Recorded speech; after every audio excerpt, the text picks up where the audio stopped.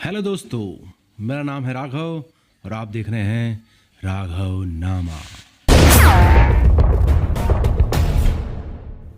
नमस्कार दोस्तों, स्वागत है आपका हमारे चैनल पर।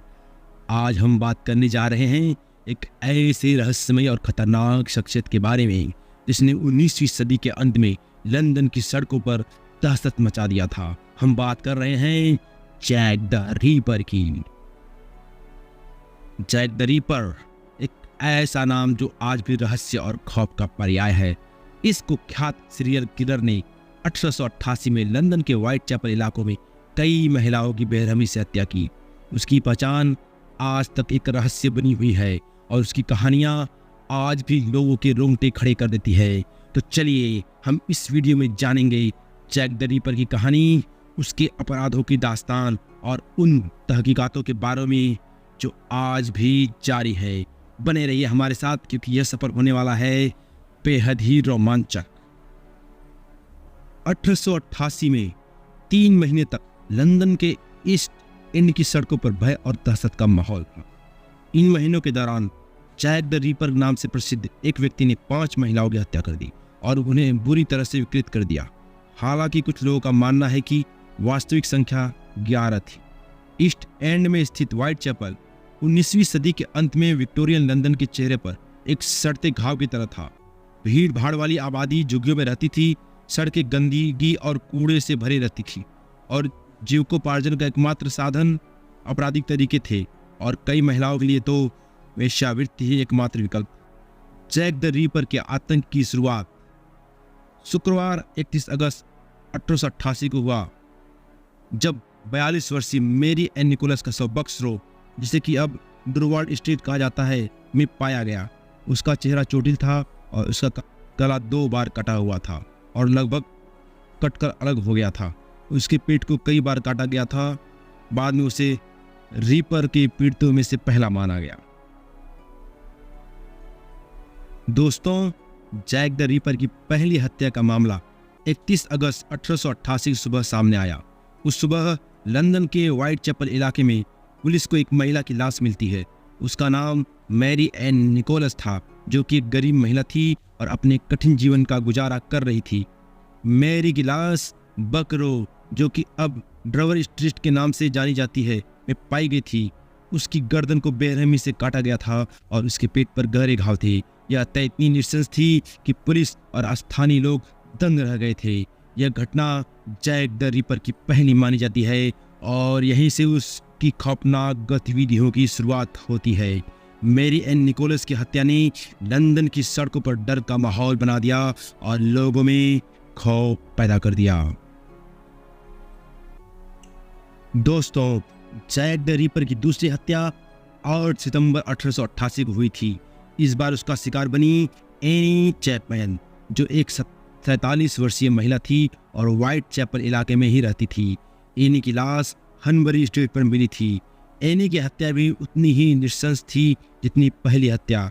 उसकी गर्दन को बुरी तरह काटा गया था और उसके पेट को बेरहमी से चीर दिया गया था। हत्या ने उसके आंतरिक अंगों को भी निकाल दिया था, जो उसकी क्रूरता और विकृत मानसिकता को दर्शाता है। एनी चैपमैन की हत्या ने व्हाइट चैपल इलाके में और अधिक खौफ और बेचैनी फैला दी थी। पुलिस और स्थानीय लोगों ने इस रहस्यमय हत्यारे की पहचान करने की बहुत कोशिश की, लेकिन जैक द रीपर का नाम और चेहरा एक अनसुलझी पहेली बना रहा। दोस्तों, जैक द रीपर की तीसरी हत्या 30 सितंबर 1888 को हुई थी। इस दिन को डबल इवेंट के रूप में भी जाना जाता है क्योंकि इसी रात 2 हत्याएं हुई।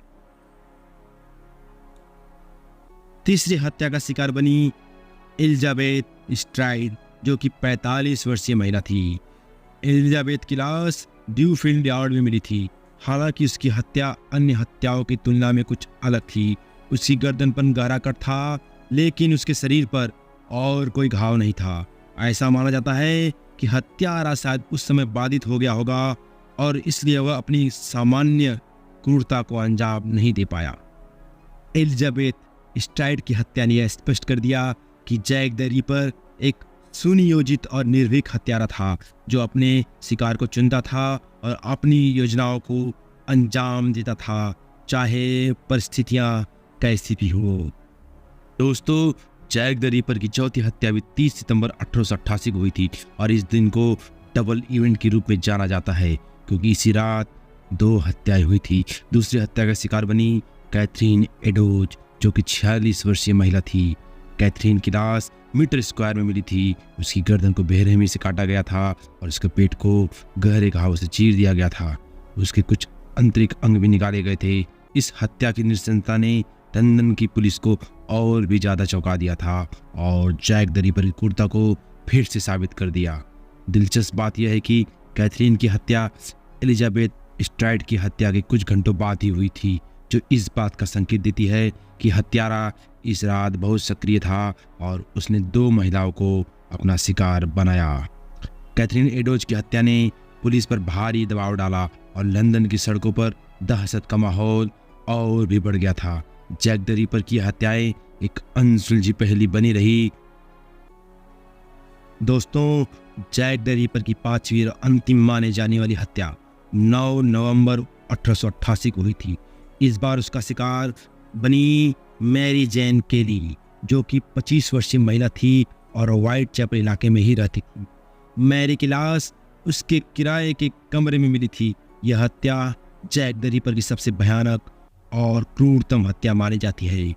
मैरी का शरीर बहुत बुरी तरह से विकृत किया गया था। उसकी गर्दन को काट दिया गया था और उसके पेट और अन्य अंगों को बेरहमी से चीर दिया गया था। उसके आंतरिक अंगों को कमरे में चारों ओर फैला दिया गया था। मैरी जेन केली की हत्या ने व्हाइट चैपल इलाके में दहशत का माहौल और भी बढ़ा दिया था। इस हत्या के बाद जैक द रीपर की हत्याओं की श्रृंखला अचानक थम गई और उसकी पहचान हमेशा के लिए एक रहस्य बन गई। दोस्तों, ऐसा माना जाता है कि Whitechapel Jack, Mary Ann Nichols, Annie Chapman, Elizabeth Stride, Catherine Eddowes और मेरी जेन केली की हत्याओं के पीछे था। हालांकि कुछ का मानना है कि जैक द रीपर 1888 और 1891 के बीच लंदन में 11 अलग अलग हत्याओं के लिए जिम्मेदार हो सकता है। 2000 से ज़्यादा लोगों से पूछताछ करने, 300 लोगों की जांच करने और 80 अन्य लोगों को हिरासत में लेने के बाद भी लंदन पुलिस इन सभी जघन्य हत्याओं के पीछे की असली पहचान को लेकर अभी भी हैरान थी। हालांकि अपनी जांच के दौरान पुलिस ने संदिग्धों को कई लोगों तक सीमित कर दिया। दोस्तों, मैं अब आपको लंदन के जैक द रीपर हत्याकांड के 5 सबसे बड़े संभावित संदिग्धों के साथ साथ उनके खिलाफ तथ्य के बारे में बताने जा रहा हूं। मोटिंग जॉन ड्रूइट एक ऑक्सफोर्ड शिक्षित व्यक्ति थे जो एक काफी अच्छे परिवार से थे। कई विशेषज्ञों का मानना है कि इन हत्याओं के पीछे ड्रूइट का हाथ था क्योंकि उन्हें पूरा विश्वास है कि Jack the Ripper Whitechapel का स्थानीय निवासी था।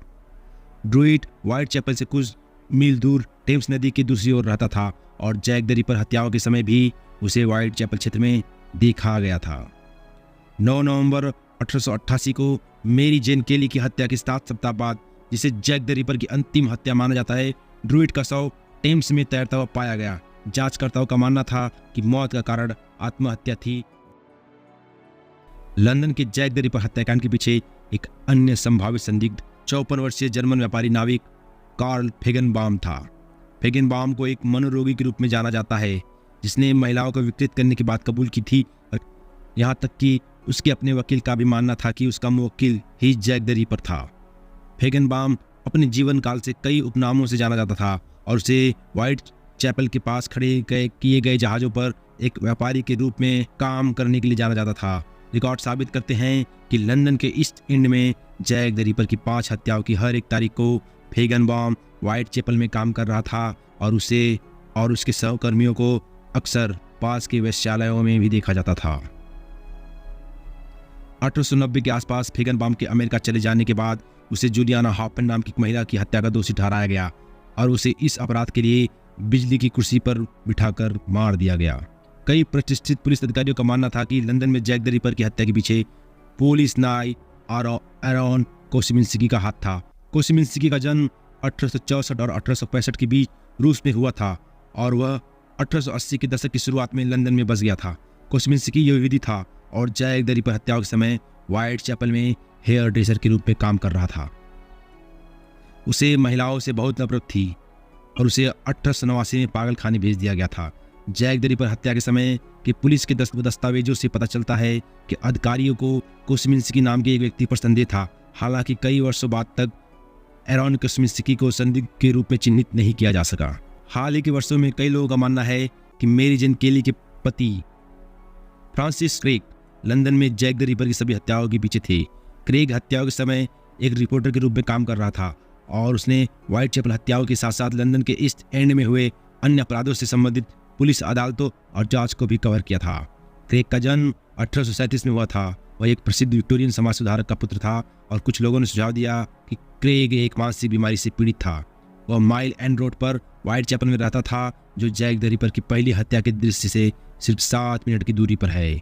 और 1884 में उन्होंने एलिजाबेथ वेस्टन डेविस से विवाह किया था, जो माना जाता है कि मेरी जेन केली थी।